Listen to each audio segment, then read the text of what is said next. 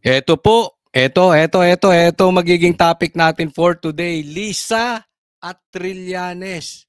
May ghost projects di umano. Ayan. Yung mga linis-linisan dyan. Oh. Pangalawa, tunay na rally. Hindi na mapipigil ni BBM. Ito tunay na rally, hindi duwag. At sunod-sunod na po ito. Magkakaroon ng schedule mamaya. Babanggitin po natin. Pangatlo, Senador na Pinklawan, lumantad ang sikretong pag-uugali. Ulitin ko yan, Senador na Pinklawan.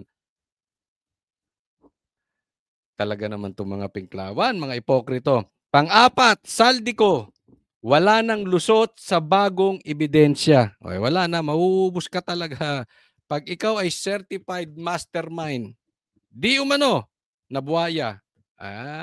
Mahirap sa isang katutak na ebidensya, delikado ka. Boying,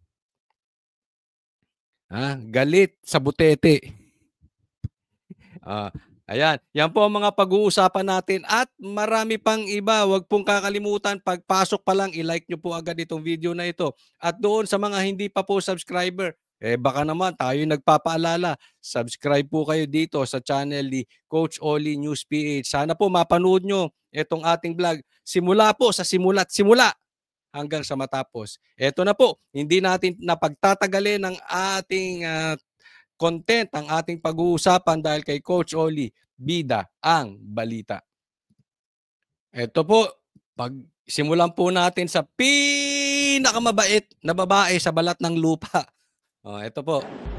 Isang private citizen ang nagpunta sa Independent Commission for Infrastructure o ICI para hilinging silipin ang posibilidad na nakinabang umano ang First Lady kay Maynard Ngu sa issue ng flood control. Isunumite ni John Santander ang isang liham sa ICI para rito. Walang direktang pag-atake sa ating First Lady. Patas dapat lahat imbestigahan. So, ulitin ko, hindi ito kaso pag-file ng case. It's a letter of sentiments lang. Ipinakita rin ni Santander ang mga litrato na nakuha daw niya online. Dito magkasama ang unang ginang at si Maynard Ngu, ang tech billionaire na idinadawit sa anomalya sa flood control projects. Sinusubukan namin kunan ng pahayag ang unang ginang at si Ngu. Sabi ng ICI, susuriin muna nila kung may basihan ang mga ibinigay na impormasyon ni Santander. Pero payo nila sa publiko, huwag basta-basta maniniwala sa mga aligasyon. Kasi kung meron basihan yan, para magpatuloy ang investigasyon, then we will move forward. Ayan, ito meron siyang, ito hindi demanda, meron nagreklamo na private citizen na kasabwat di umano ang ating First Lady Lisa, okay? No? So, lilinawin po natin, ito ay nakuha niya sa online. Ang issue ko po dito, ito. Ang nagiging problema natin, namimili po tayo ng iimbestigahan. Okay, hindi ko po tinutuko yung ICI kasi hindi natin malalaman kung nag-iimbestiga nga ba ang ICI o hindi. Dahil sikreto po eh. Pero nakikita natin ang ombudsman, sila Trillanes, mga Pinklawan, sino tinuturo. Pero hindi kayang matumbok ang mastermind. Ngayon may nagrereklamo kay Lisa. Tanong, kaya ba ito imbestigahan ng ICI? Kasi ilang beses na eh. Ngayon may nagrereklamo kay Lisa. Tapos si Chavit sinasabi niya rin na imbestigahan ng Ilocos Norte. Okay? Hindi po natin pinagbibintangan si Bongbong Marcos at si Lisa. Pero ako, in my opinion, naniniwala ako, mastermind yan si Bongbong Marcos. I have my reasons at alam ko na, nabanggit ko na dito ilang beses bakit ako'y tiwalang si Bongbong Marcos ay mastermind. Okay? Ngayon, kung iba opinion ninyo, nasa sa inyo yan. Ang issue dito, hindi kung talagang sila ay guilty or not guilty, pero imbestigahan. Dahil nagfo-focus tayo doon sa mga haka-haka, basta patungo sa Duterte, pinupuntahan natin. Pero bakit ito kaliwat kanan na ang nagrereklamo dito sa Ilocos Norte, ayaw nyo pa rin imbestigahan? Saan pa rin kayo pumupunta? Cordillera, sabi ni Boying. 'Di ba? Pupunta kayo sa Davao. Doon sa Diskaya lang ang daming problema diyan sa diyan sa Ilocos Norte. Ngayon si First Lady naman. So ito? Sana imbestigahan yung totoo. Dahil ako naniniwala, kung may connection po si First Lady sa isang contractor, siya ay parang kasama sa ghost projects. Ulitin po, hindi tayo nagbibintang. Pero napaka-importante. Sabi nyo, pagka may ebidensya, doon kayo tutuko. So ngayon may ebidensya po rin yan. Totoo man or hindi man yung ebidensya, puntahan ninyo. Tukuyin nyo, totoo ba or hindi. Di ba? We will investigate and we will make sure to call these people who will be responsible or who might be responsible to this flood control. Ayaw naming madiskaril. Yan, sabi niya ha, iimbestigahan nila si Lisa. May problema tayo dyan. Mamaya, babanggitin natin. Ang aming mga investigasyon dahil lamang sa politika.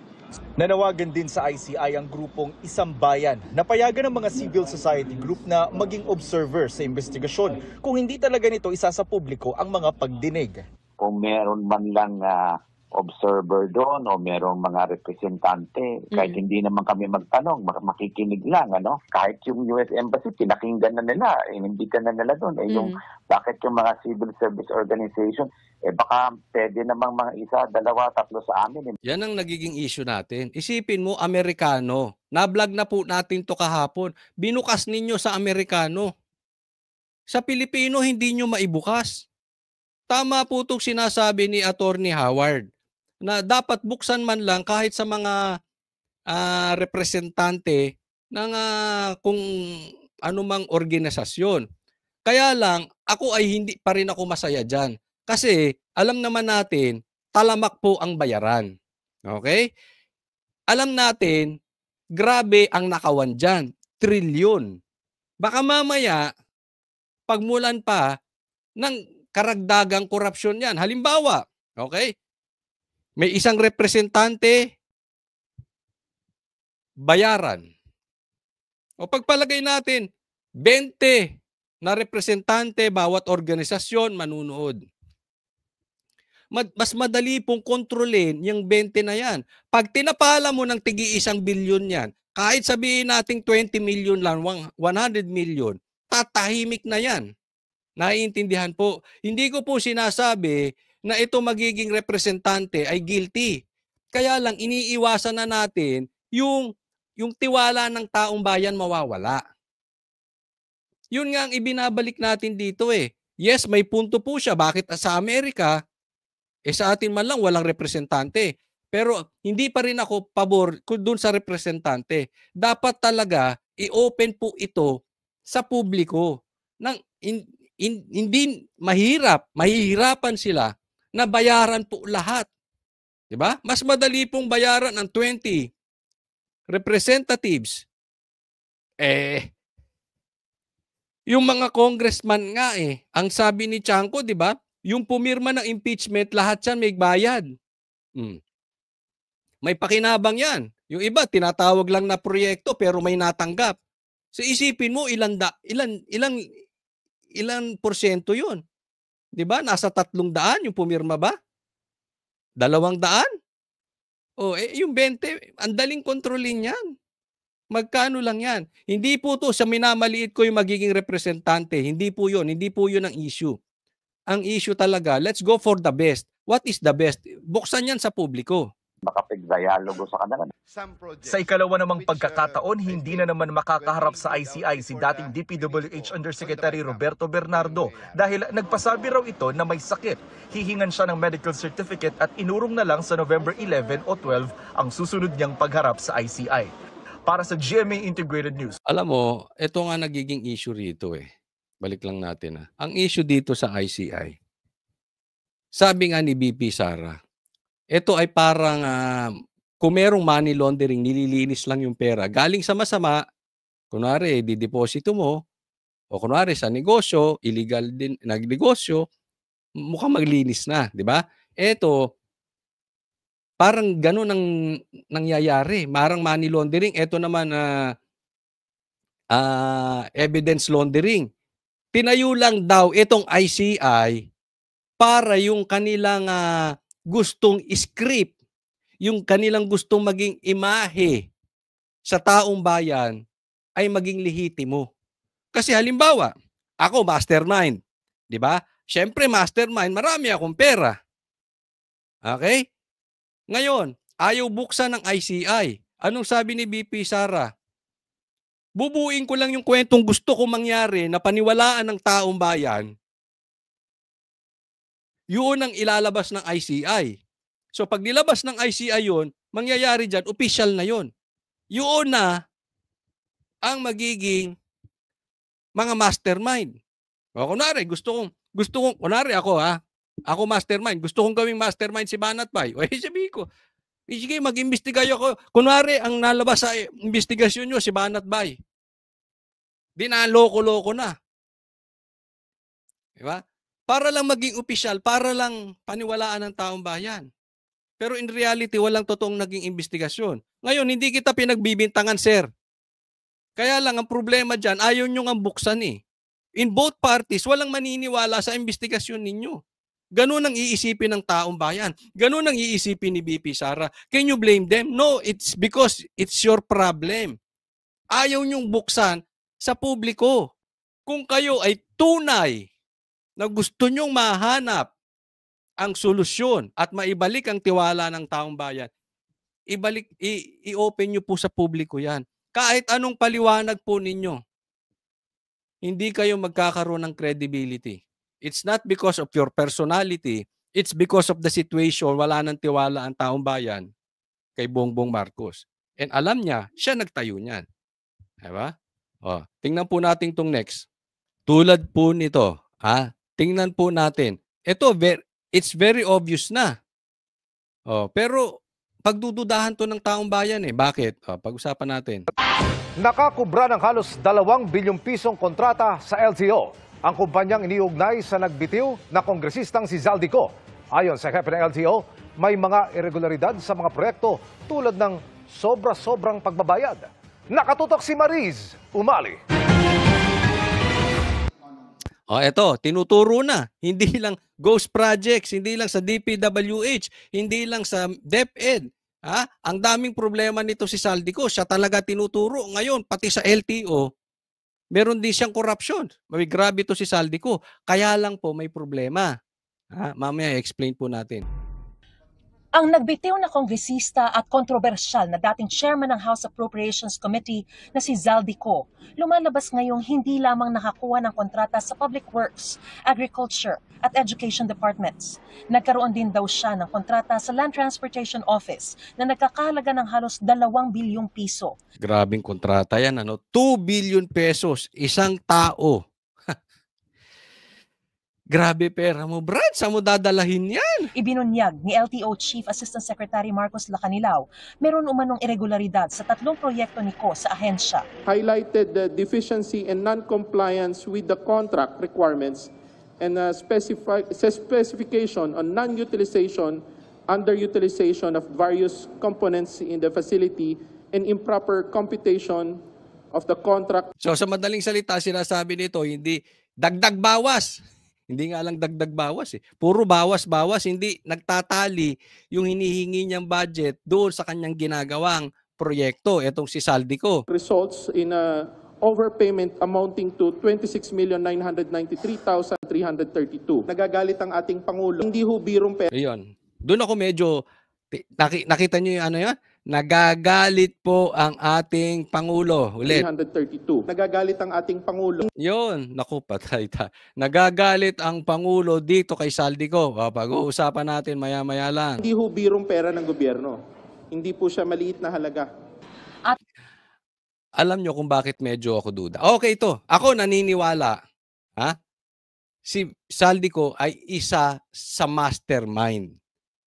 Kayo ba? Naniniwala kayo na itong si Zaldico ay isa sa mastermind? Kasi pakilagay nyo dyan sa comment section dyan sa baba kung kayo po ay tiwala na si Zaldico ay isa sa mastermind. Pero ito nagiging issue ko. Diba?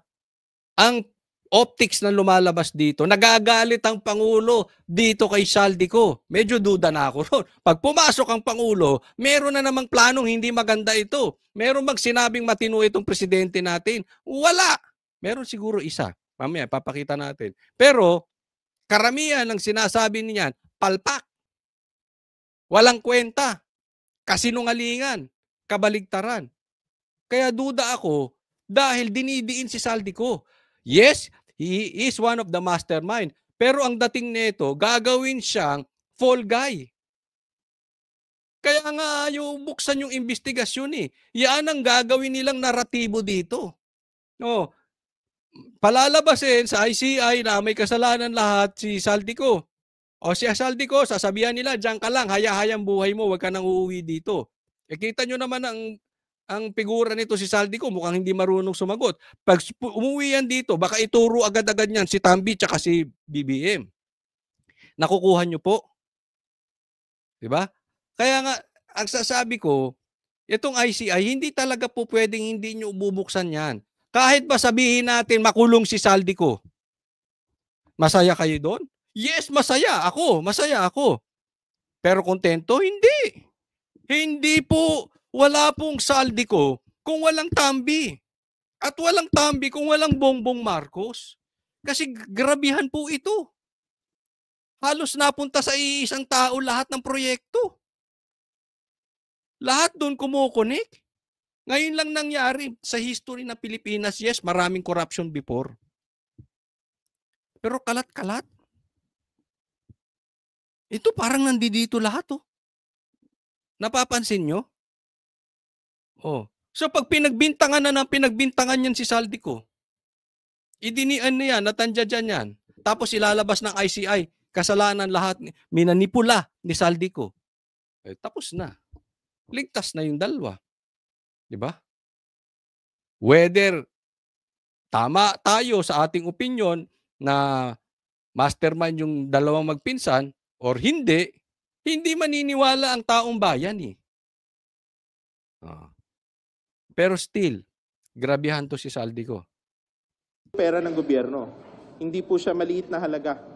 At ang mga kontratista raw sa mga proyektong ito, Upon closer investigation, it was further determined that the joint venture contractors of this project were LDLA Marketing and Trading and SunWest Corporation and SunWest Corporation and Development Corporation.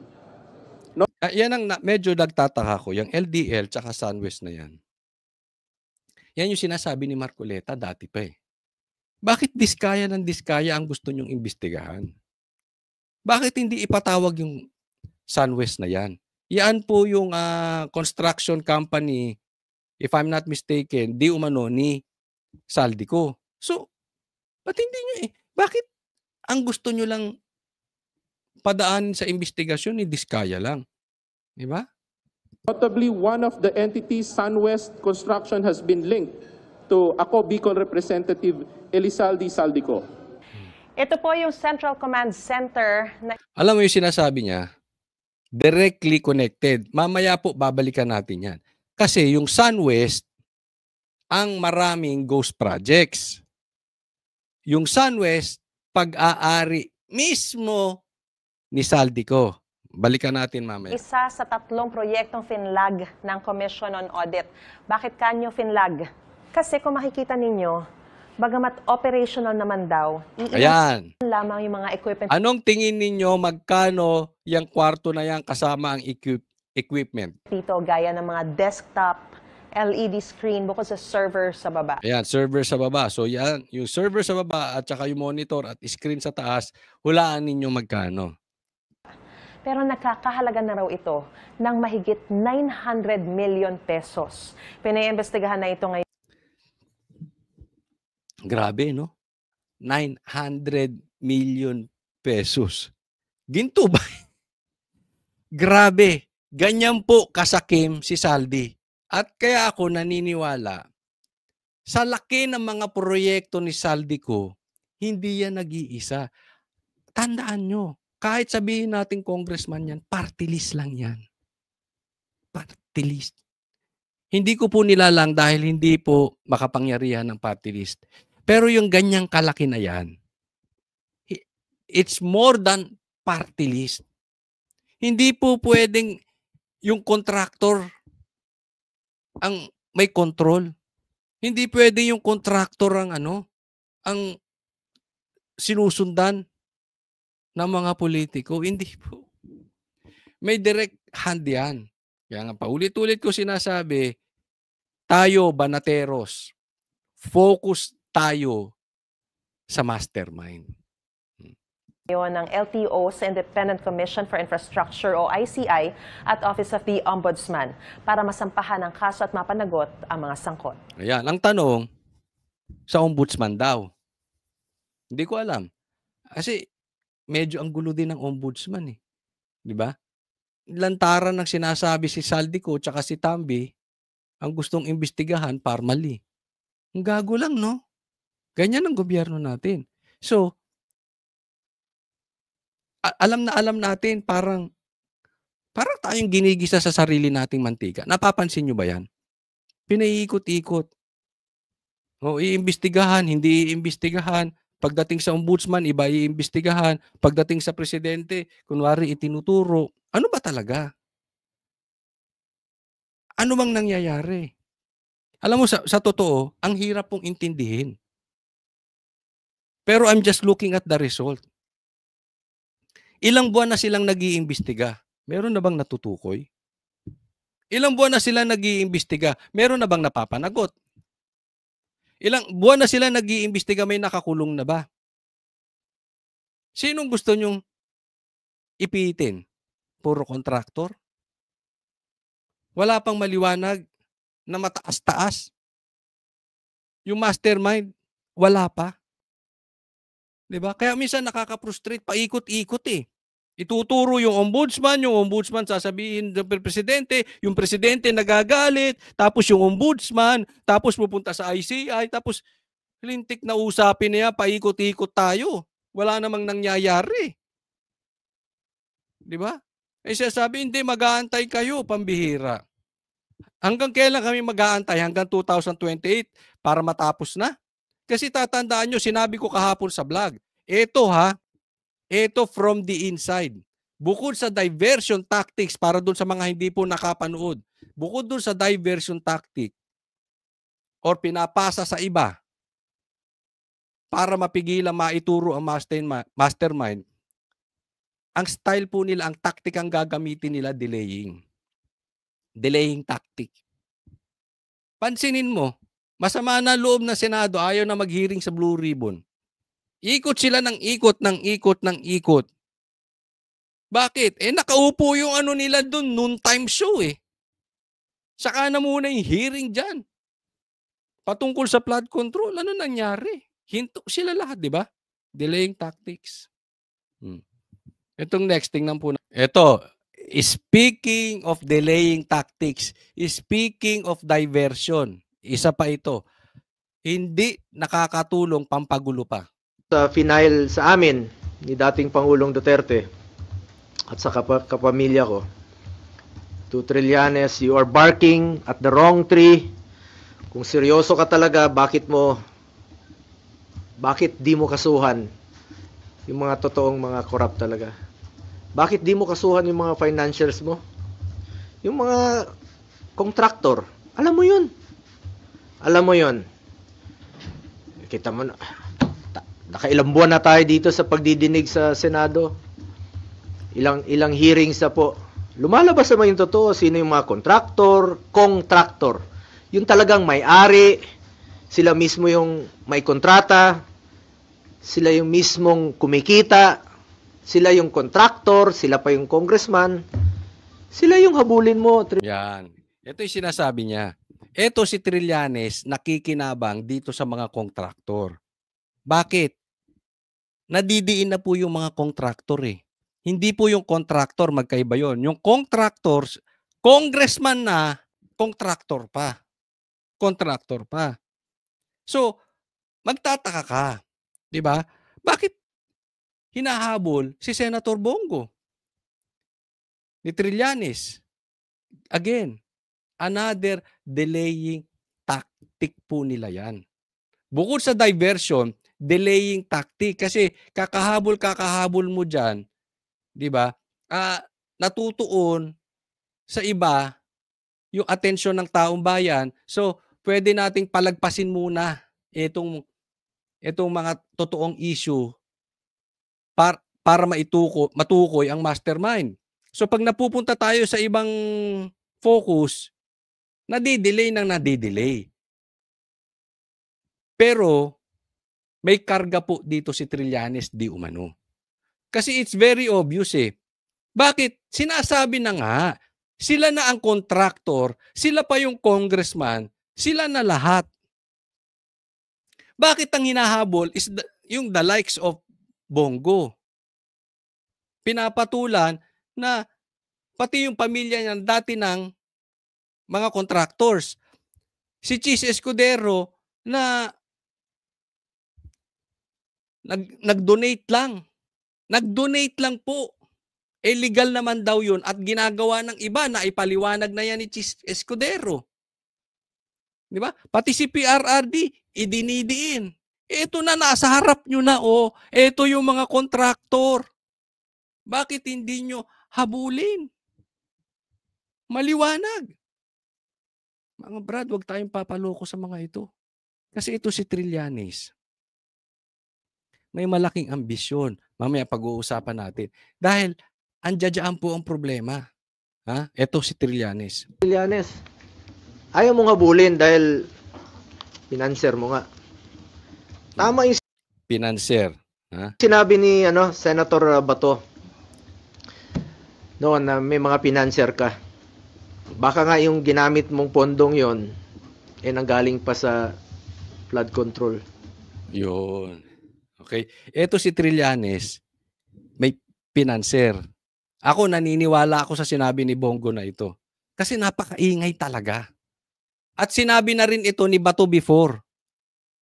Pinanser ni Trillanes ay involved sa ghost projects. Kaya nga ngayon, itinuturo si Lisa. Itinuturo si Trillanes. Connected sa mga kontraktor. Kung ikaw ay nakikinabang financially sa mga kontraktor, sa ghost projects, parang ikaw na rin mismo ay may ghost projects.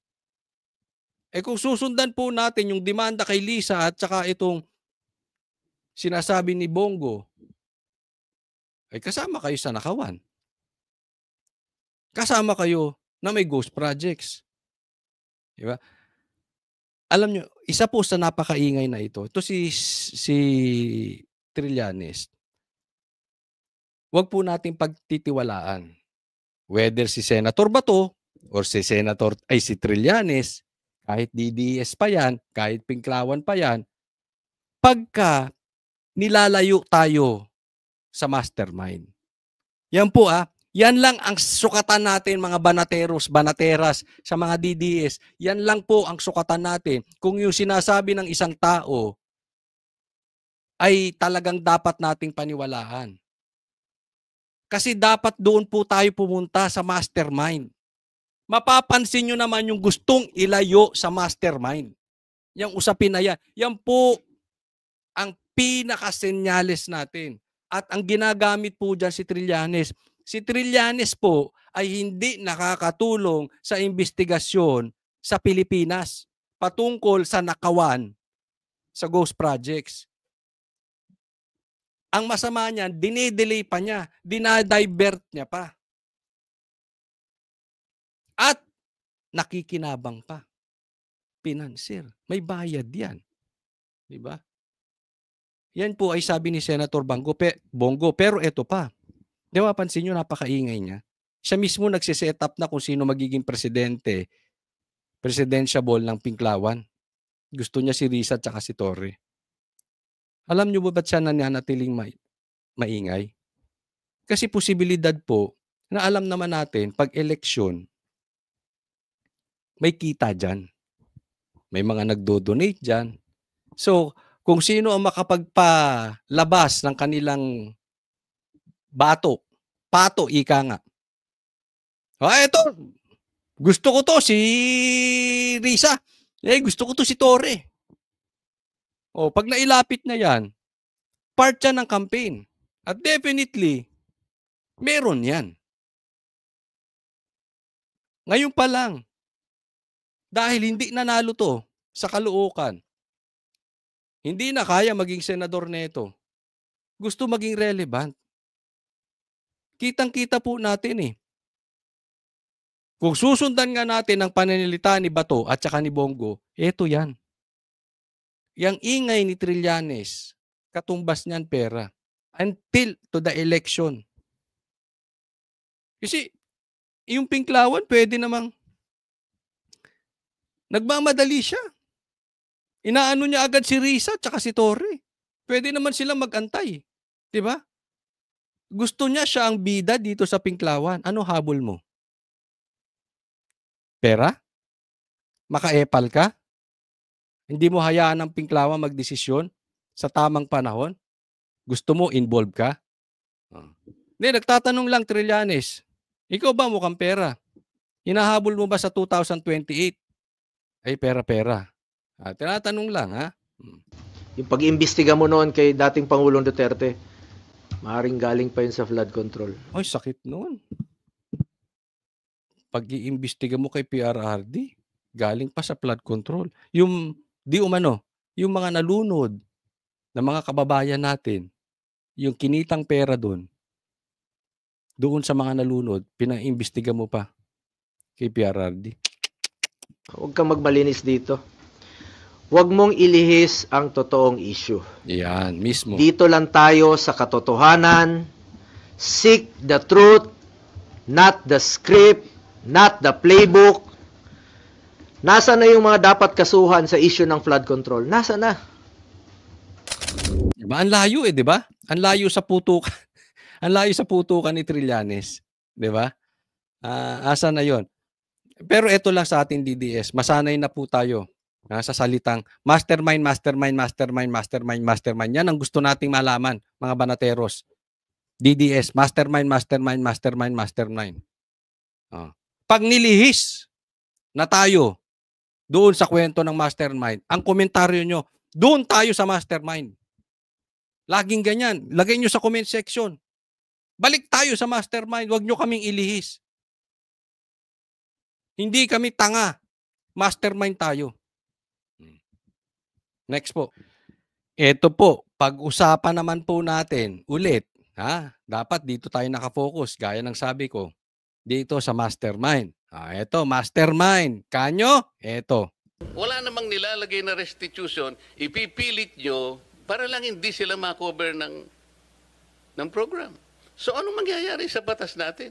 Ang sinasabi dito ni Marcoleta. You will insist on an opinion. Sinasabi dito ni Marcoleta, teka muna. Gusto nyo restitution, ibalik ng Diskaya muna yung kanilang ninakaw bago nyo sila protektahan. Bago maipasok sa pagiging state witness. Diba? Ang sabi ni Marcoleta, wala sa batas yan. Yan ay nasa opinion nyo. Opinion nyo lang yan. Bakit gagamitin nyo rito? Ang tanong, pinagtatanggol ba ni Marcoleta ang Diskaya? Ayan ang issue. Yan ang sinasabi ng mga komunista, Pinklawan, at loyalista.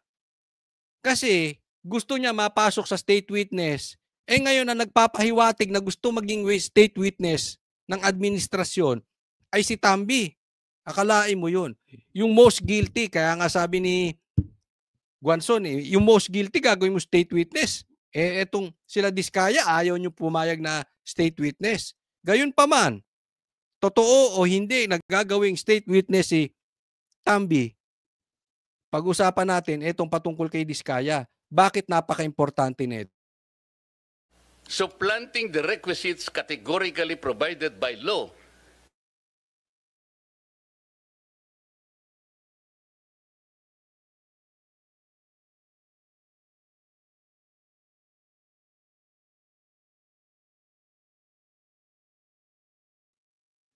Ito problema dyan. Tingnan po natin. So pinipili nyo yung gusto nyo i-process. Paano natin, sila lamang ang nakapag-identify initially ng 17 congressmen. At doon sa kanilang mga testimony, lumalabas na rin ang pangalan ni Zaldico and Martin Romualdez. Ngayon, kung ayaw ninyong bigyan sila ng protection under that law, kaya siguro umayaw na sila sa ICI. Pero depende. Alam nyo, dyan sila nafo-focus Ang issue ni Marcoleta, makinig kayo mga dilawan, hindi nyo maiintindihan to. Alam nyo kung bakit hindi nyo maiintindihan to? Ayaw nyong intindihin. Gusto nyong iligaw. Kayo dilawan, kayo pinklawan, kayong mga loyalista ni Bongbong Marcos, kayong hindi makaintindi, hindi sa kinakampihan si Diskaya. Kung gusto nyong ikulong, ikulong ninyo. Pero 17, siya ang nakapag-identify ng 17 na congressmen. At in-identify si Tambi tsaka si Saldico. Anong issue? Si Marcoleta, ang gusto niyang matunton, mastermind. Kaya ako, hindi sa, may mga ayaw ko kay Marcoleta. Wala namang, again, uulitin ko, walang perpektong tao. Pero nakikita ko ang focus ni Marcoleta, mastermind. Matrain na po tayo. Pag hindi po patungo sa mastermind, niloloko tayo ng gobyernong ito. Si Diskaya, tinuturo na tayo sa mastermind. Ayaw niyong proteksyonan. Ayaw niyo ilagay sa state witness. Kung kinakailangan managot sila, di managot sila. Ba't ang dami niyong kondisyon? Yan yung sinasabi ni Marcoleta eh. Ba't ang dami niyong kondisyon na wala naman sa batas? Paano natin masusolusyonan na yung nagtuturo ng mastermind, ayaw niyo pa tulungan? Ayaw niyong pagsalitain. Ng 17 congressmen. At doon sa kanilang mga testimony, lumalabas na rin ang pangalan ni Saldico and Martin Romualdez. Ngayon, kung ayaw ninyong bigyan sila ng protection under that law, kaya siguro umayaw na sila sa ICI. Pero depensa ni Justice OIC Secretary Frederick Vida, tama ang pananaw ni dating Justice Secretary Boying Remulla na dapat may restitution muna bago ma-admit sa WPP. Ay anong sabi? Tama ang sinabi ni Boying. Oh, kailangan ibalik muna yung pera. Ayun ang issue nila, kailangan ibalik muna yung perang ninakaw. Oo, bago maging mapasok sa witness protection program. Bago namin protektahan yan, ibalik muna yung pera. Ang tanong nga, una, ito yung ombudsman na nagsabi, we bend the law.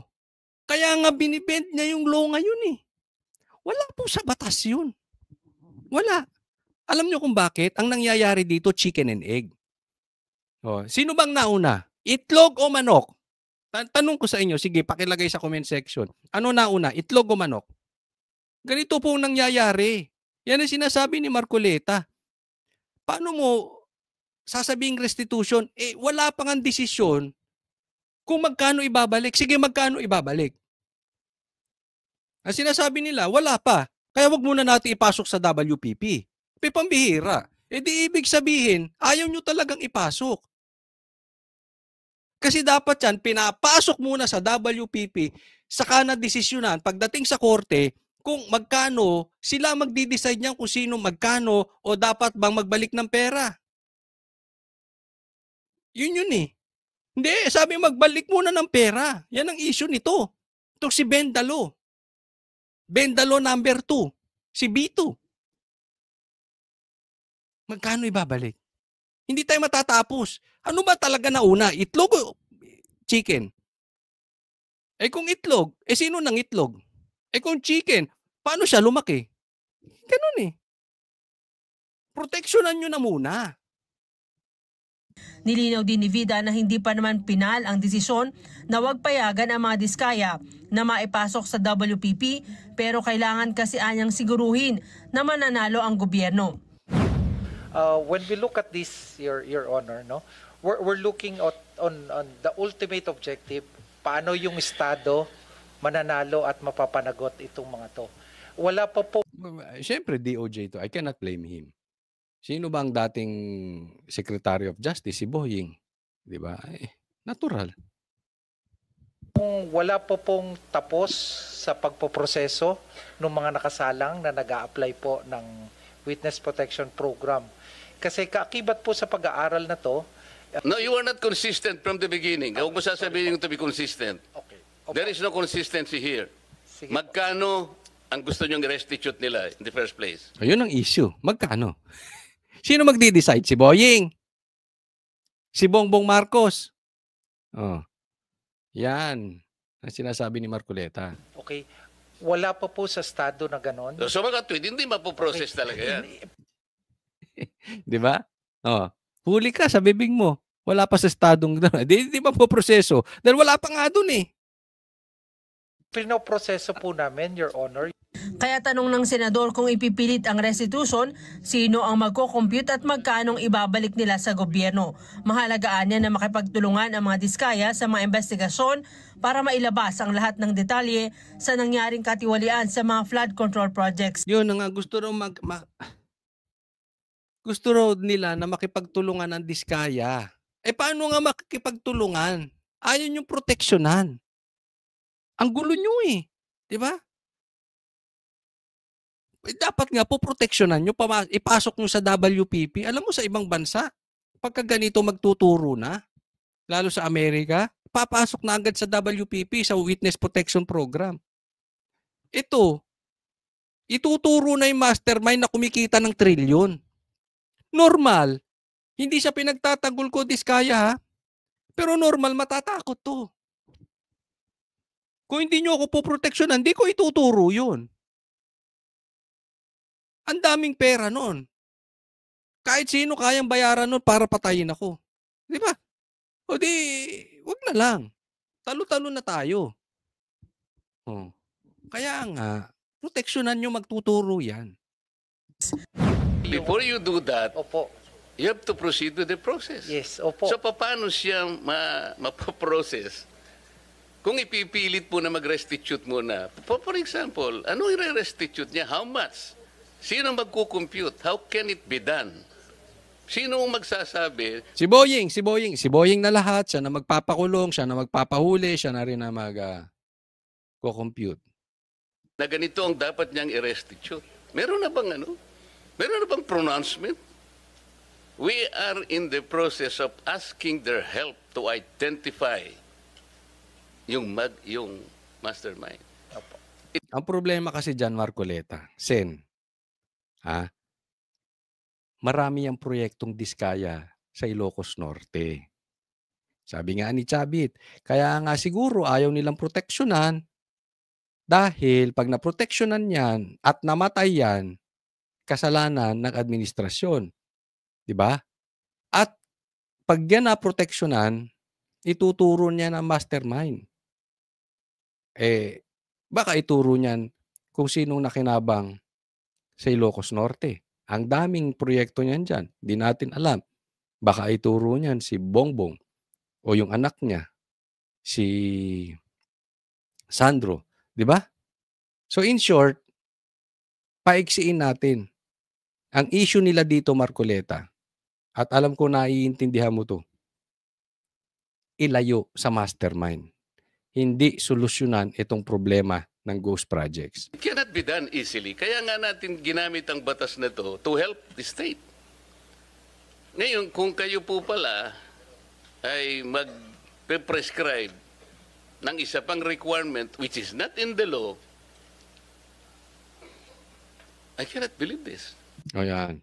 Bendalo nga eh. Diba? Ang punto dito ni Marcoleta, kaya ginawa ang WPP para tulungan ang Pilipinas. Witness Protection Program. Yang batas na yan, ginawa yan para mahuli ang mastermind.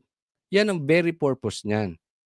Kaya nga kung pahihirapan ninyo at ituturo na tas magdadagdag kayo ng batas, wala talaga. Hindi ginagamit yung batas sa tamang pamamaraan. Yung the very purpose of that law, yung WPP.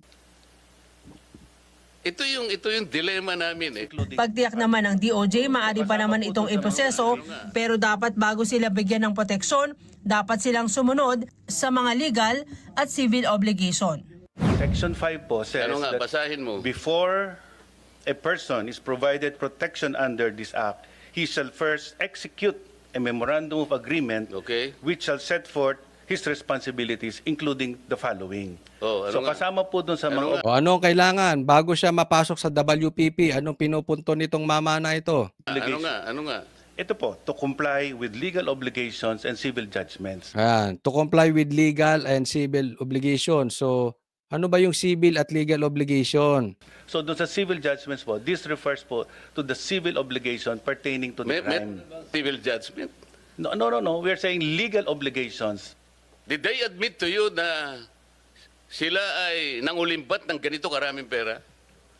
I have to explain myself. Opo. Hindi ko dinidepensa ng mga taong iyon. Opo. Ginawa ko lamang yon doon sa nalalaman ko na ma-identify natin ang pinaka-mastermind dito. Yun lang, wala nang iba. Yun. Linaw, di ba? Ang linaw. Kaya nga, natutuwa ako eh. Ito hindi sa kinakampihan ko ha. Pero hindi ko rin maintindihan bakit nagpapakasangkapan dito ang Pinklawan at loyalista. Kayong mga supporters, naiintindihan ko yung mga politiko. They have their own agenda. Diba?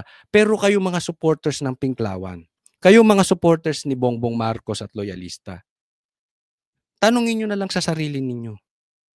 Nilalayo ba nila doon sa mastermind? Pag nilalayo nila sa mastermind, dapat nagigising na kayo. Dapat, teka muna, parang talagang may problema to Diba? Okay lang maging panati kayo sa Pinklawan, pero tinitingnan ninyo, bakit tayo lumalayo sa mastermind? Yeah. Ang sinasabi ni Marcoleta rito, wala pa nga judgment. Paano mo pababalik yung pera? They are presumed innocent until proven guilty. So kung aantayin mo na maging guilty muna sila at malaman natin, baka 5 years, 10 years. Yung mastermind, paano na? Bago nyo proteksyonan. Naiintindihan? Yan po ang dilema ngayon. Next po. Ito po, pag-usapan natin yung tungkol naman dito. Sabi ko nga, di ba? Ulitin natin. Another example na nilalayo na nila doon sa mastermind. And they are in desperation mode. Ito po. Ako, tingin ko si Senator Lacson, 100% na babalik bilang Blue Ribbon Committee Chair. Marami pang hindi nauungkat. At kung ito'y makakatulong, ang tingin niya siguro, mas makakatulong ito sa ICI at doon sa Ombudsman. Ito kay nangyari. Di ba si Lacson sinabi niya hindi na siya babalik? Kahit anong pilit, hindi na siya babalik na Blue Ribbon. Ngayon, sabi ni Tito Soto, 100% babalik yan si Lacson. Alam nyo kung bakit? Walang gusto. Alam nyo kasi ang Blue Ribbon Chairman, yan po ay parang sa isang politiko, isang parang death sentence politically. Kasi ang makakalaban mo talaga dyan, ang makakabangga mo talaga dyan, talagang matataas na tao. So, walang gustong kumuha sa majority ng Blue Ribbon Chairman. Ayaw naman nilang ipasa sa minority. Kayang-kaya po ni Chis Escudero yan, ni Marcoleta yan, ni Cayetano yan, matitinding abogado. Kaya lang ayaw nilang mapunta ron. So, kailangan makabalik si Ping Lacson. Dahil eto na nasa bingid na tayo na madidiscover yung mastermind.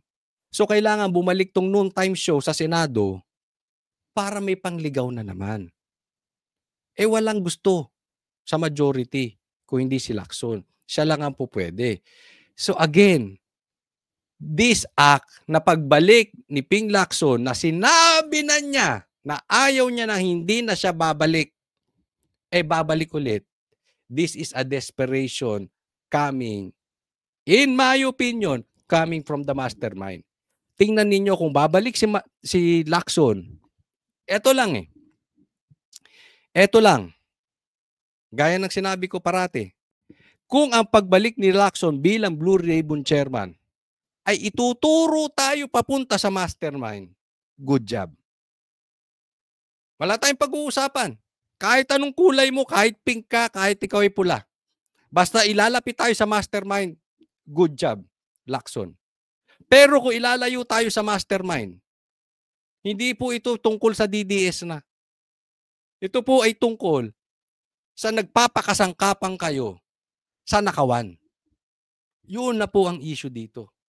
Kailangan palapit tayo sa mastermind. In the Department of Justice.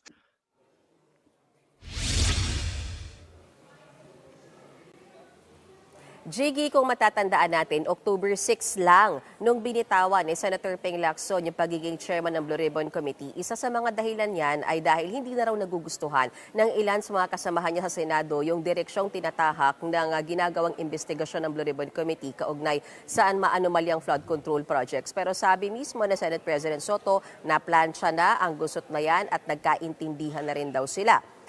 Tingin din ni Senate President Soto may unfinished business pa ni Senator Ping Lacson kaugnay sa pagdinig sa flood control anomalies. JG? Pero men, si Senator Lacson mismo ay may kumpirmasyon na ba dyan?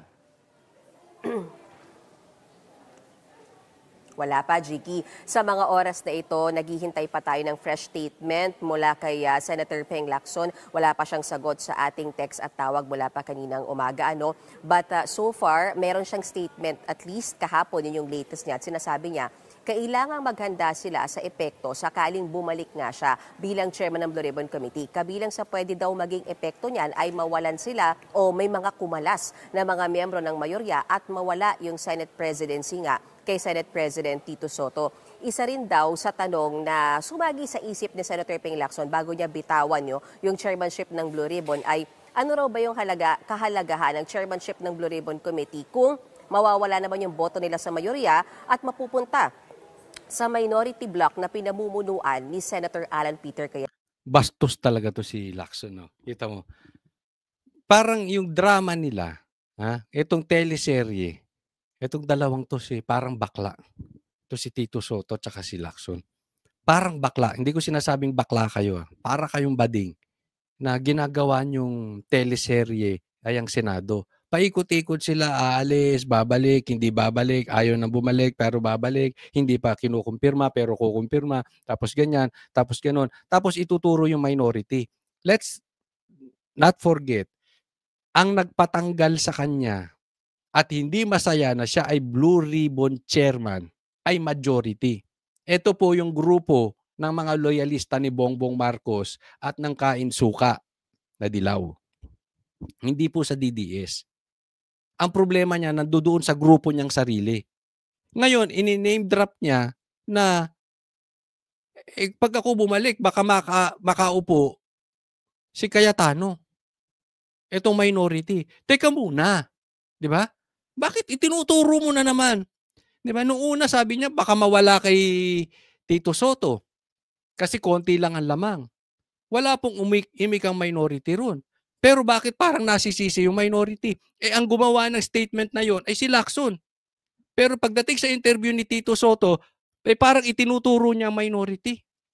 Itong dalawa na ito, itong si Lacson at saka si Tito, parang Tito Vic and Joey ng Itbulaga Isa na lang ang kulang. Noon time show na po itong Senate.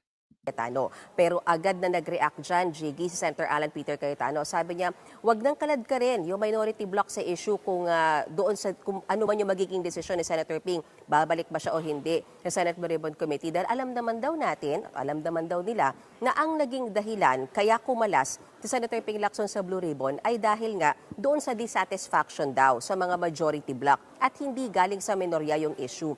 Kaya nga, alam mo, napakabading ng mga galawan nitong si Pinky Lacson. Ang hilig magturo. Pero papansin nyo, ganyan si Trillanes. Di ba? Yung ginagawa nilang problema, tapos ituturo sa iba. Di ba? Alam mo, itong gawa ni Lacson, pinklawan na pinklawan. Yan ang masamang ugali ng pinklawan. Kain suka. Hindi nila kayang panindigan yung kanilang sinabi. Di ba? Ano sabi ng Pink? Marcos, diktador, magnanakaw, mamamatay tao. Pinalagay pa sa textbooks ng mga estudyante. Ngayon, sinasabi nila ayaw nila kay Marcos dahil blah, blah, blah. Ngayon, iba na. Ayaw na nilang pababain si Marcos. Kinain na yung suka. Si Boying ganyan din. Sabi, hindi pa papasukin ng ICC. Isinuka niya na. Kinain ulit, pinapasok ICC. Pwede naman daw magbago ng isip. Eto si Ping Lacson, ganyan din. Kabaklaan. Ugali ng pinklawan, kain suka. Sabi niya, hindi na siya babalik. Ngayon, babalik. Ang masama nito, siya yung babalik, isinisisi sa minority. Gago lang, no? Wala talagang paninindigan. Walang backbone. Kinain mo yung suka mo, isisisi mo pa sa iba. Pink na pink. Kinain yung suka, isinisisi pa sa iba. At ang sinasabi pa nga dyan ni Senator Alan Peter Cayetano, okay lang naman daw kung nagkakaroon ng tampuhan sa loob ng mayorya, wag lang daw gawing teleserye ang Senado. Chigi. At may reaksyon na ba yung iba pang mga senador sa usaping ito? Okay. Na-interview natin kanina si Senator J.V. Ejercito. Isa siya sa bahagi, miyembro ng majority bloc. At para sa kanya, wala siyang nakikitang problema sakaling bumalik na Blue Ribbon Committee Chairman si Senator Ping Lacson. Kung matatandaan nyo, Jiggy, si Senator J.V. yung isa sa mga miyembro ng majority bloc na nagpahayag dati na gusto niyang kumalas, kinukonsidera niya na kumalas sa majority bloc. Pero ayon kay Senator JV, naayos na at naplansya na yung gusot na yan. Narito ang bahagi ng pahayag ni Senator JV Ejercito. Kasi walang takers din no? And at the same time,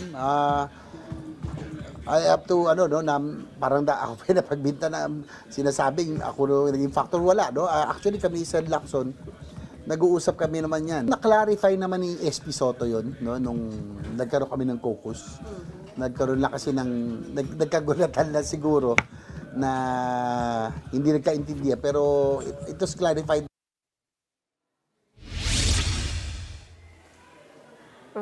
Jiggy, hinihintay pa natin yung sentimiento ng ilan pang mga senador, pero ang alam natin, sabi ni Senate President Soto, nakatakda silang magkaroon ng pulong para isapinal kung ano ba talaga ang desisyon, babalik ba o hindi ni Senator Ping Lacson as Chairman ng Blue Ribbon Committee.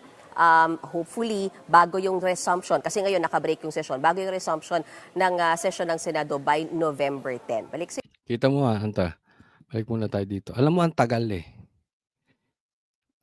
Ang lumilipas ang oras. Ang pinupuno ng Senado patungkol sa investigasyon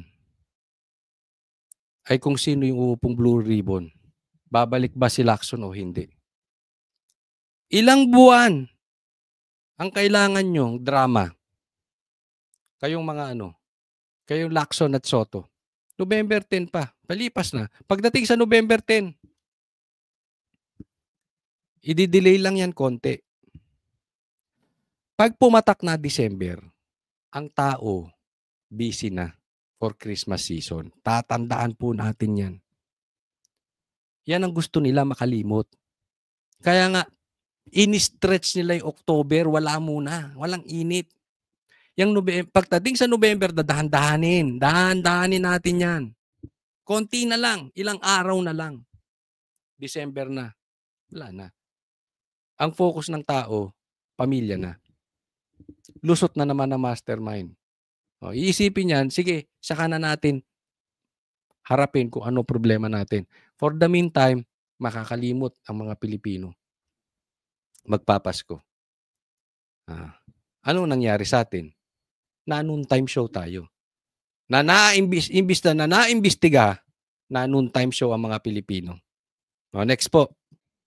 Eto. Pag-usapan natin, ang sigaw ng taong bayan, marunong na rin sila. Unti-unti, natututo sila. Itong mga nagrarally, doon na sila nafo-focus sa mastermind. Tapos lamang ngayon ng ginawang malawakang kilos protesta ng iba't ibang grupo dito nga sa Mendiola, Maynila. Iisa pa rin ang kanilang pinaka-pinaglalaban. Yan ay ang may mapanagot ng mga nabibistong tiwaling opisyal. Galit na pinagsisira ng grupo ng mga magsasaka ang effigy ni Pangulong Bongbong Marcos. Halos madurog na nga ito matapos paghahampasin ng mga rallyista gamit ang karatulang hugis karit.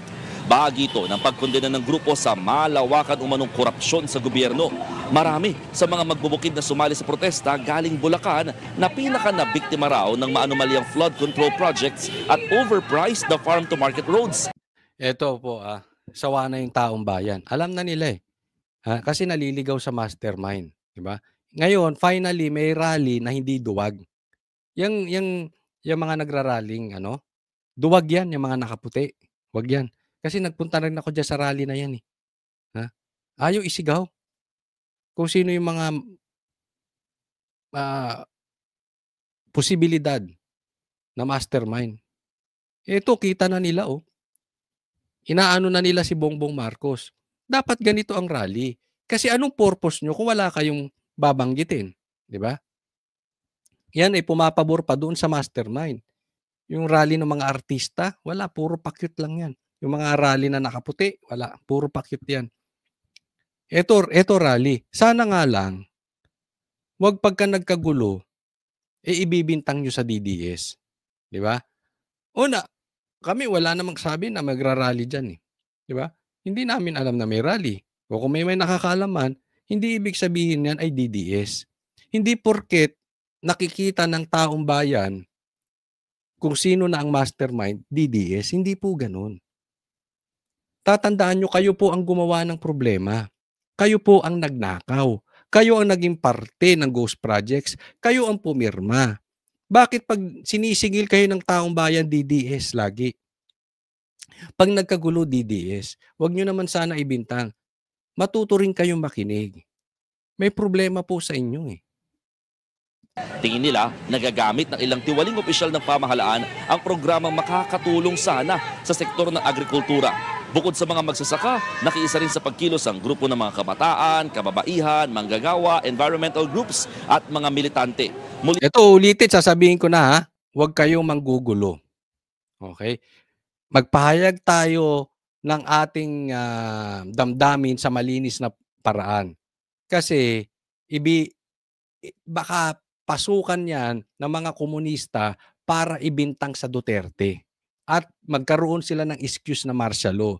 Kaya ipinabibigay natin sa mga banateros na magrarally, sa mga DDS na mga magrarally, peace po tayo para hindi tayo butasan. Ginagamit nila yung sitwasyon eh. Hindi rin nilang pinuna ang klase ng investigasyong ginagawa ngayon tungkol sa naturang mga anomalya. Sa gitna nito, bantay sarado naman ng mga pulis ang paligid ng Menjola. Naglagay rin ng mga barbed wire pangharang. Mahigit 1 oras din pinagbigyan ng Manila Police sa mga rallyista na magsagawa ng programa kahit nauna nilang nilinaw na hindi Freedom Park ang Menjola. Narito ang bahagi ng pahayag ng mga nakausap namin. Farm to Market Road ay naging Farm to Pocket Road. Isipin mo yun, pati farm to Market Road kinurakot. O, di ba? Nagrarally dito mga galing Bulacan. Sila yung mga nalulunod. Di ba? Tapos ang gagawin ng gobyerno natin, pupunta sa Parmali. Pupunta sa Duterte. May nalunod sa Bulacan. Nagagalit yung mga taga Bulacan dahil grabe ang nakawan sa kanila. Tapos yan lang ang isasagot ng gobyerno. Yan lang ang lumalabas sa ombudsman. Yan ang lumalabas sa naratibo ng administrasyon. Siyempre, hindi matutuwa. Teka muna, nagkandalunod na yung mga kababayan namin. Ang focus nyo, Duterte pa rin. Kasama naman talaga ng budhin nyo. O, ito pa. Ano yun? Yung Farm to Market Road. Tapos nadagdagan pa kay Saldico. Pati LTO, kinurakot. Nasa pagsusuri namin, ang Farm to Market Road ay nagkakahalaga bawat metro ng mahigit 300,000. Kaya napakalaking korupsyon yun. Mataas ang pagrespeto. Grabe no, 300,000 kada metro ng kalsada. O, and then dapat daw ata yan ay nasa parang ano lang eh. Parang nasa 10,000. I'm not sure of the exact figures pero ang laki po. Parang 3,000% ang dinagdag. Grabe, ganun po katindi ang korupsyon. Talagang gahaman na. Natin sa kanilang kalayaan, mamahayag. Pero ganun pa rin yung ating pakiusap na sana sabi natin, tignan din naman natin yung iba. Yung karapatan ng iba. Ruth, umabot din ng halos 2 oras na nanatiling sarado itong bahagi ng intersection ng Legarda at Recto dito nga sa Menjola matapos nga mapuno ito ng mga nagkilos protesta at kanilang babala, no, sakali daw na wala pa rin mapanagot ng mga sangkot sa mga issue ng korupsyon, magpapatuloy daw yung kanilang pagdagsa sa kalsada para nga mga lampag at inaasahan daw yung mas malawakan at tinatawag pa nga nilang wala ng uwi ang rally sa November 30. Oh.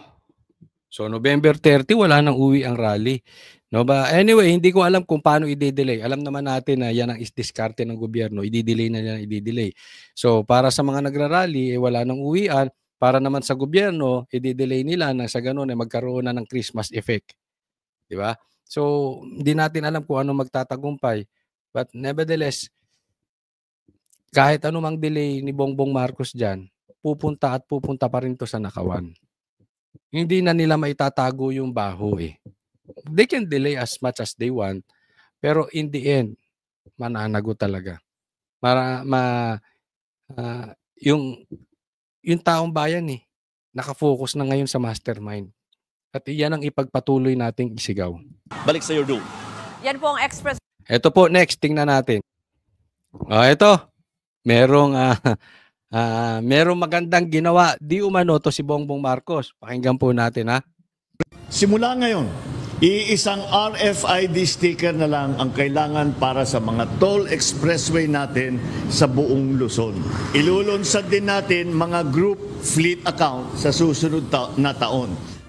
Epektibo na ang pagpapatupad ng paggamit ng isang radio frequency. Ito yan, yung RFID, di ba? Kahit ako, nalilito ako dito eh. Minsan, hindi ko alam kung may load pa ba ako dito sa, yung para sa north, para sa south, di ba? Iba yan yung Easy Trip, tsaka, ano yung isa? Basta, dalawa yan eh. Yung para sa south na. So, auto sweep. Ngayon, ginawa na ni Bongbong Marcos na isa na lang, isang sticker na lang. Okay. Ito tayo, sabi ko nga sa Banateros, pag tama, palakpakan, pag mali, banatan. May tama naman dito. Talagang malaking problema po ito sa mga motorista, lalo na po kami na halos araw-araw ay dumadaan po sa expressway. No? So, malaking tulong po itong proyekto ni Bongbong Marcos na ito. Okay? So, purihin natin dyan, palakpakan natin. Pero, ito naman yung isang pero. Dati na yan eh. Naalala ko yan. Kasi blinag ko yan. At inabangan ko yan. Proyekto pa ni Sandro yan. Ipinagmalaki ni Sandro yan. Huwag na tayong maglokohan. Pagpasok pa lang ng pagkapresidente ni Bongbong Marcos, yan na ang niyabang ni Sandro. At fina-follow up ko yan. Kailan na ba mangyayari? Hindi yung pag tuwing pupunta ako sa south, ay sa north, kakabahan ako. Dapat isang sticker lang. Hindi natutupad. Tandaan nyo to, sasabihin ko. Pinalakpakan ko si Bongbong Marcos sa proyektong yan. Pero kung iyan ay palpak na naman, gaya nung sinabi nung anak mo, it took you 3 years. Pinagmalaki nung anak mo, walang nangyari. Tapos, eto ka na naman, ipagmamalaki mo na naman. We are watching you. Kami po, dumadaan sa expressway. You cannot fool us. Alam namin yung nangyayari dyan. Huwag mo kaming lokohin. So, kung mangyari yan, sige, papalakpakan natin si Bongbong Marcos. Pero, kung tinularan mo lang din yung anak mo, kayong mag-ama, kayong mag-anak, parehas kayong budol. Kayong Marcos talaga, wala kayong silbi. Puro lang kayo salita. Walang follow-up.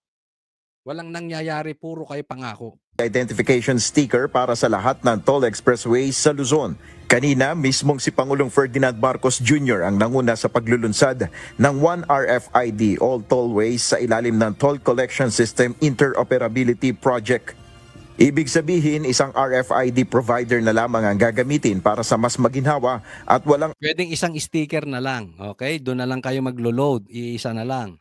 Abalang pagdaan sa alinmang toll plaza tulad ng North Luzon Expressway, South Luzon Expressway, Subic-Clark-Tarlac Expressway, Cavite-Laguna Expressway at iba pa.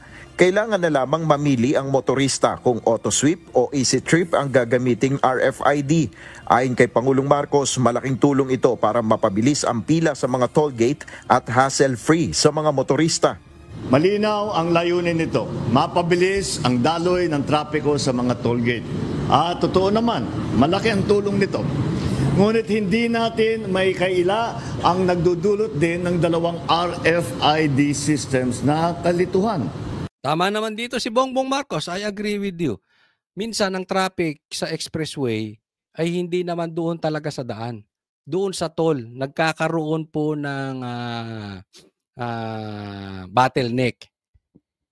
Kaya minsan, malaking bagay po yung may RFID. So tama yan at hindi rin nagko-create ng kalituhan. Pero Bongbong Marcos may isang problema.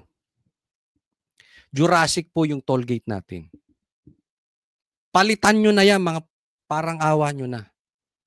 Alam mo, nakapunta ako sa Japan. Yung toll gate nila doon, halos sagasaan nila, ako'y natatakot. Di ba? Talagang dire-diretso. Ang bilis, tumataas. Dito sa ating kailangan dahan-dahan. Pagong. Mapabilis ka ng konti, hindi na mababasa. Lalo na dyan sa norte. Talamak po dyan. Tapos, ang bagal pa. Dahan-dahan siya. Parang taong walang ginagawa, ang bagal ng galaw. Diba? Oh. Sa iba nga, doon nga sa Amerika, sa Dubai din, binabasa na lang. Wala nang toll gate, nababasa. Dadaan ka lang, mababasa na.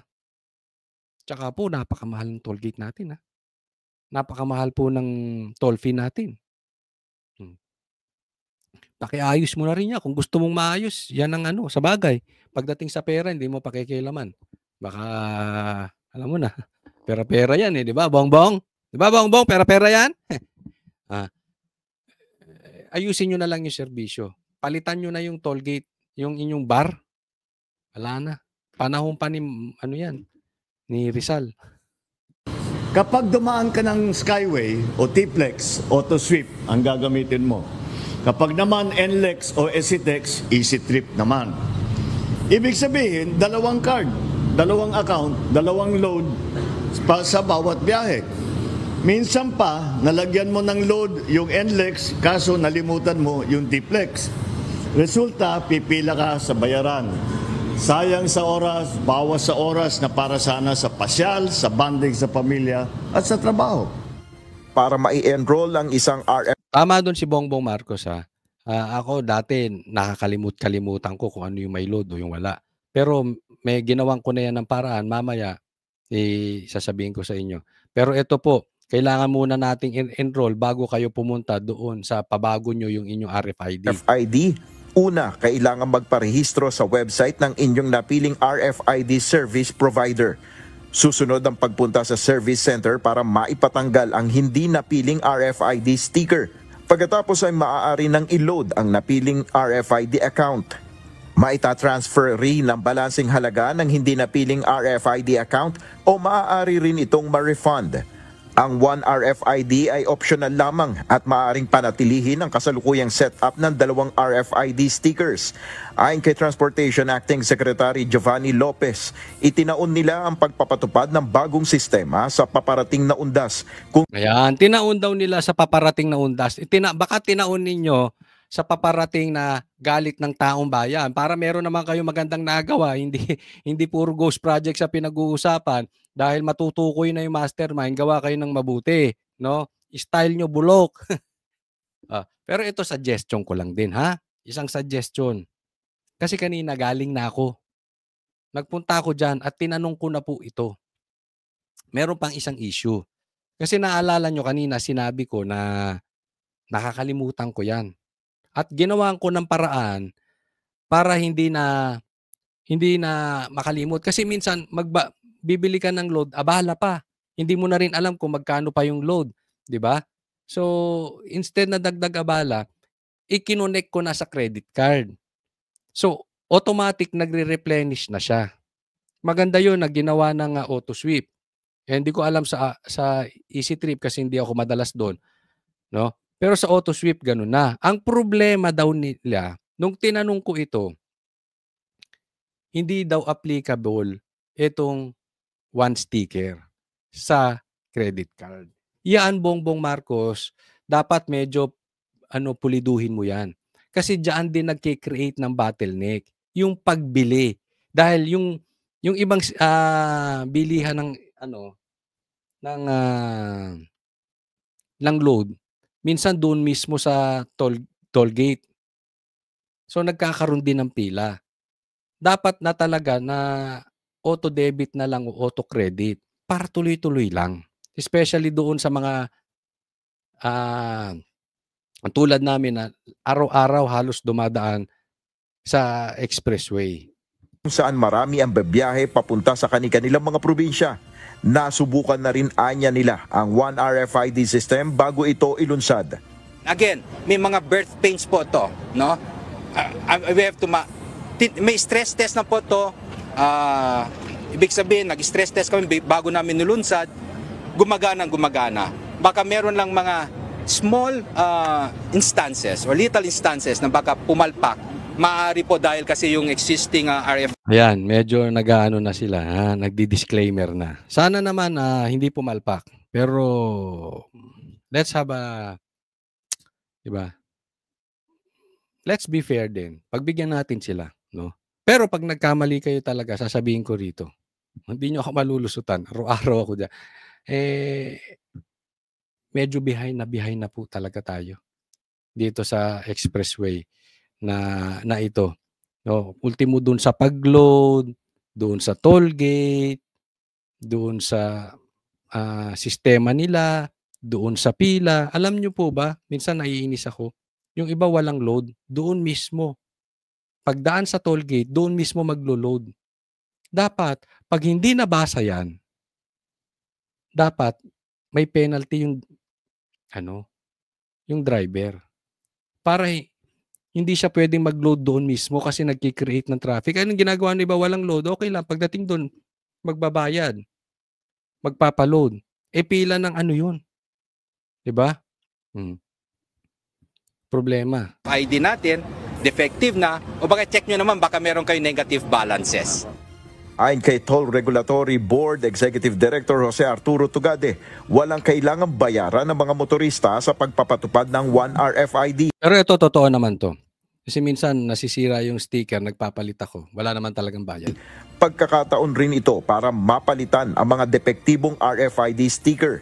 Ito pong programa natin will also give us an opportunity to check whether or not yung mga RFID stickers na nakakabit po sa mga kotse natin ay still readable. Yung mga iba po kasi because of wear and tear, init, ulan, araw, medyo hindi na po nababasa ng ating mga RFID cameras. So dito po sa pagkakataon na to, ang gagawin ng ating mga operators, yung mga napili nyo po na RFID providers, pag napansin po nila na yung RFID stickers nyo po ay kailangan na pong palitan, magkukusa na po sila, papalitan po nila at no cost po. Libre po yun, hindi po gagastos, hindi po sisingilin ang ating mga motorista. Buo naman ang suporta ng mga toll operators sa pagsusulong ng sistemang magpapagaan sa pagbiyahe ng ating mga kababayan. The analog here is the interconnection amongst the telcos, no? Which we've advocated in the beginning, and then now we're here. No? Kami dalawa ni MVP, full support. Ramon Ang, Sir, Manny Pangilinan, Sir, ang yayaman ninyo. Baka pwede naman pa-update nyo na yung toll gate ninyo. Ang kukupad. Parang kung kumilos, parang si Bongbong Marcos. Parang investigasyon ng ICI. Parang investigasyon ng Blue Ribbon Committee. Ang kukupad, walang nangyayari. Ang babagal ng toll gate nyo. Pakiayos po, Pakiayos. Total, kumikita naman kayo, maraming dumadaan For the tollways and all the infrastructure work para mapabuti ang bayan natin. Salamat po. Para sa ilang motorista, malaking pakinabang sa kanila na isang RFID na lamang ang gagamitin sa mga expressway sa Luzon. Maaluwan sa amin dahil instead na dalawa, papuntang south at papuntang north, isa na lang. Napakaganda, napaka-convenient. Kasi ako nagtatravel ako ng pa-north din Tarlac. Sa Tarlac nga. To be frank din naman, to be honest, no, convenient siya talaga. So kailangan niya, makakatulong yan, sana lang maayos at maganda yan, basta totoo. Okay, maraming salamat po. Huwag pong kakalimutan doon sa mga hindi pa po subscriber ng channel na ito, sana po mag-subscribe kayo. At sana po masuportahan po ninyo itong aking mga vlogs, mga videos na ilalabas. Tayo po ay naglalabas ng 2 to 4 videos a day. So sana po ay makatutok po kayo. Maraming salamat po. Huwag pong kakalimutan, mga DDS, mga banateros, banateras, mag-focus tayo sa mastermind. Thank you po. God bless everyone.